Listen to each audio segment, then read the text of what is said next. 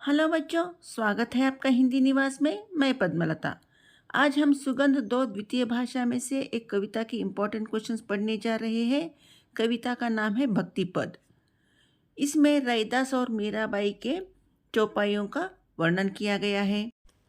चौपाई का मतलब होता है 4 चरण का प्रसिद्ध मात्रिक छंद, जिसके हमारे प्रत्येक भारत चरण में में प्राचीन काल 16 से ही मात्राएं होती है। भगवान का नाम स्मरण, भगवान की भक्ति को महत्व दिया गया है और भगवान के नाम रूपी नाव से ही संसार रूपी सागर हम तैर सकते हैं।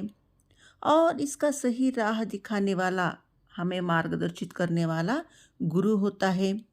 तो ऐसी ही भक्ति संबंधी रैदास की चौपाइयाँ और मीराबाई की चौपाइयाँ हम इस कविता में पढ़ेंगे।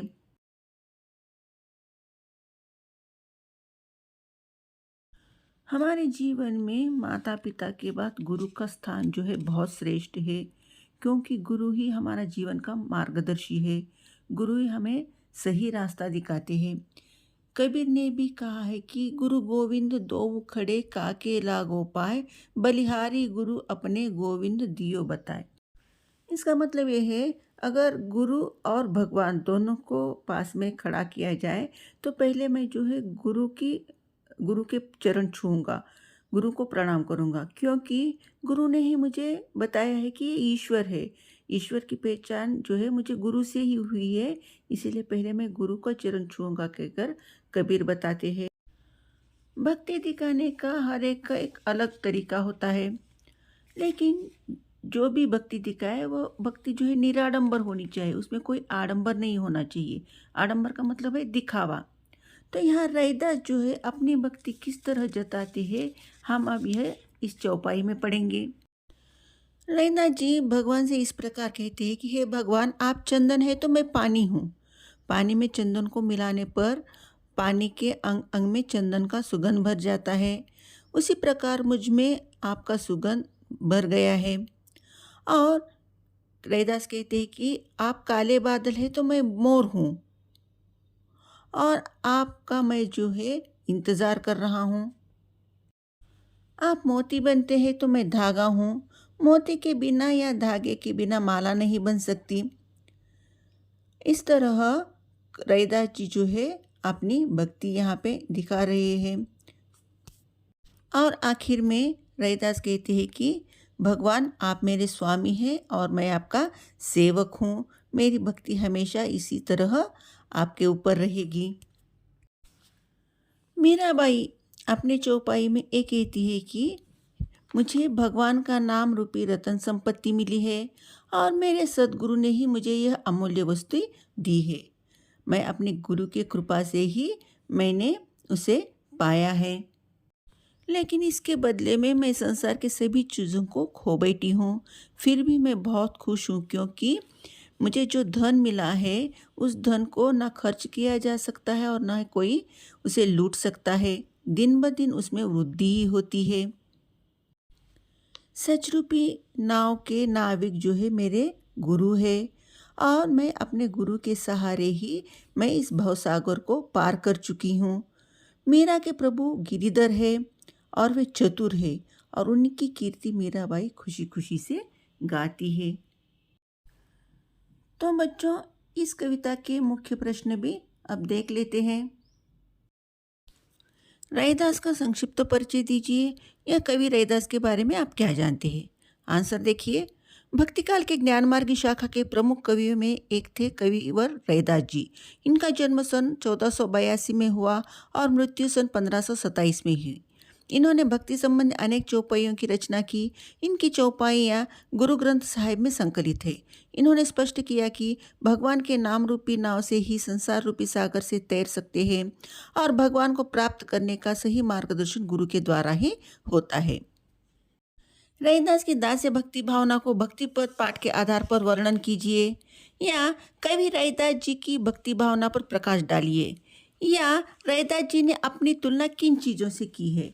इस तरह सवाल पूछा जा सकता है। आंसर देखिए।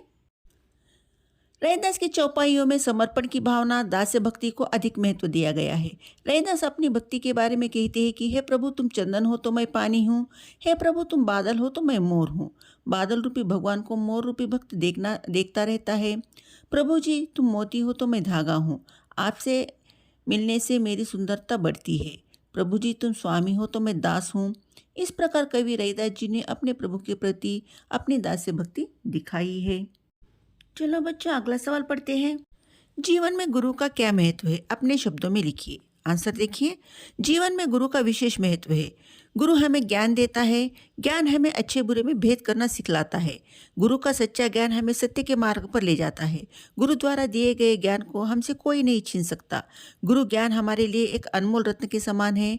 इसके सहारे हम जीवन को सफल बना सकते हैं, संसार रूपी भवसागर को सफलतापूर्वक पार कर सकते हैं। चलो अगला सवाल पढ़ते हैं।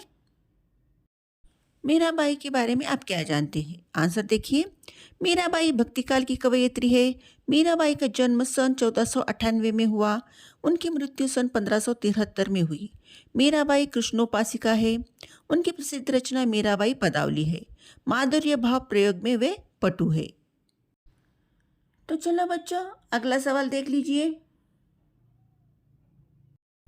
मीरा की भक्ति भावना पर अपने विचार लिखिए, या श्री कृष्ण के प्रति मीराबाई की भक्ति कैसी है। इस तरह सवाल पूछा जा सकता है। दोनों का आंसर एक ही है। आंसर देख लीजिए। मीरा कृष्ण भक्त कवयित्री है। उनकी भक्ति माधुर्य भक्ति की है। श्री कृष्ण के प्रति भक्ति भावना ही मीरा के पदों का मूल भाव है। उनके पदों में प्रेम, त्याग, भक्ति और आराधना के भाव है। मीराबाई हिंदी की श्रेष्ठ कवयित्री है। मीरा के पदों में उनकी अंतरात्मा की पुकार है।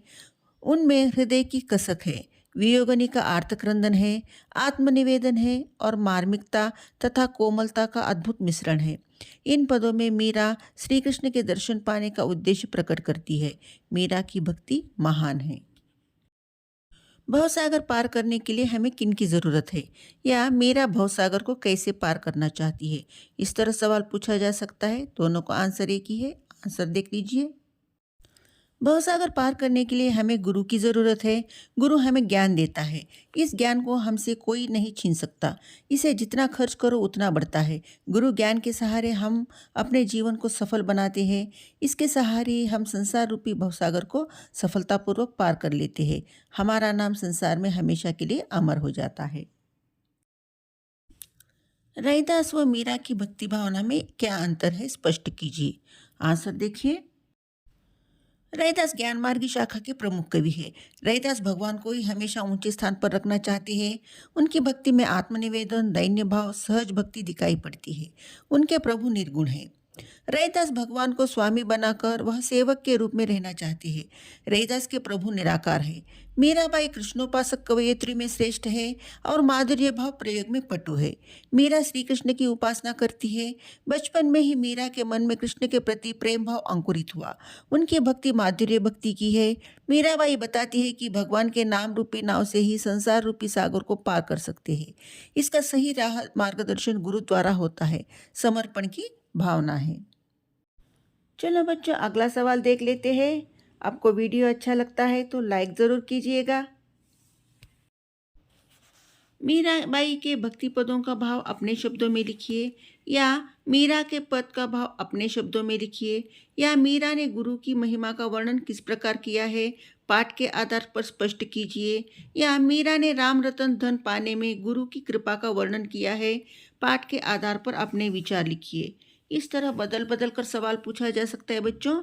आंसर इसी का एक ही लिखना है। आंसर देख लीजिए।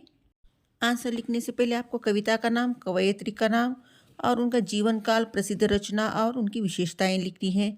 फिर उसके बाद सारांश शुरू करना है। सारांश देख लीजिए।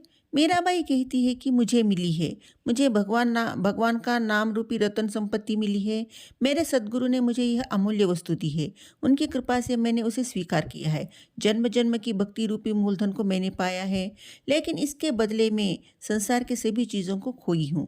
फिर भी मैं बहुत खुश हूँ, क्योंकि इसे कोई भी खर्च नहीं कर सकता, कोई भी नहीं लूट सकता। दिन ब दिन उसमें वृद्धि हो रही है। सच रूपी नाव के नाविक मेरे सद्गुरु है। उन्हीं के सहारे मैं भवसागर को पार कर चुकी हूँ। मीरा के प्रभु गिरिधर चतुर है। उन्हीं मीराबाई खुशी खुशी से गाती है।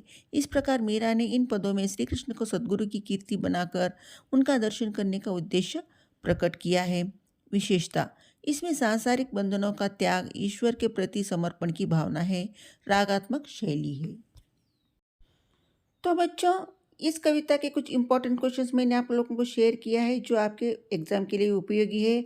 आपको वीडियो अच्छा लगता है तो लाइक कीजिए, शेयर कीजिए, सब्सक्राइब कीजिए और ज़रूर अपने दोस्तों से सब्सक्राइब करवाइए। फिर नए पाठ के साथ मिलते हैं, तब तक के लिए धन्यवाद।